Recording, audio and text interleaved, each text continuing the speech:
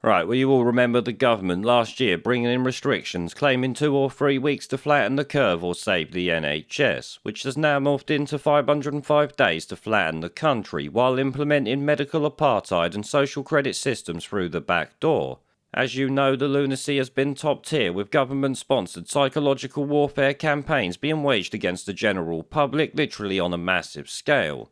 Military tactics used against their own citizens because Kim Jong-Boris, the piss-poor puppet dictator, and his eco-warrior spunk trumpet know what's best for you. Well, in what will surprise none of you lot, saving the NHS has obviously backfired in a massive way. Not only do we have waiting lists looking like topping 14 million sometime soon, but we also have doctors complaining that patients are not happy with the piss-poor service they have received for the past 505 days. Or should we say the complete lack of service that they've actually received. Apparently there's been a massive rise in so-called abuse against GPs and hospital doctors over piss-poor treatment or the fact that they can't access this treatment.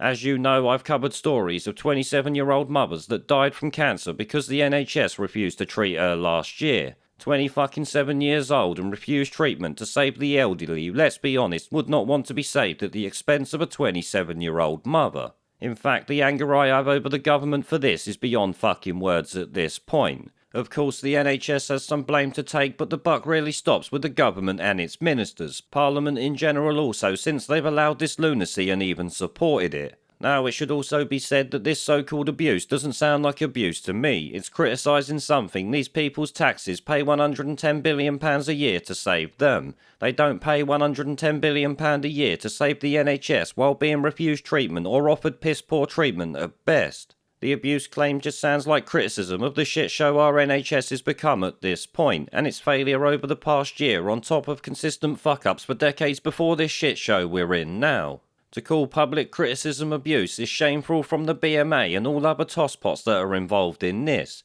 If you're a GP or doctor, how about doing your fucking job and help the people who pay your wages? I bet you're quick to see people when it comes to giving a medical treatment the government is threatening and bribing people into taking. So why are you not so quick to do the fucking job you spent years training to do is a question I would like to ask a lot of these doctors. Is it more profitable to speak with the patients over the phone so you got more time to do the government's bidding for a nice little fee? Either way, calling this abuse is not correct in any sense of the word. Yes, doctors get abused, but what they're talking about here is criticism of the service and treatment, not abuse because they're doctors or anything like that. This is shameful and needless vilification of patients if you ask me, and it needs to stop because they will just turn against the NHS. This is not something these people want, let me tell you.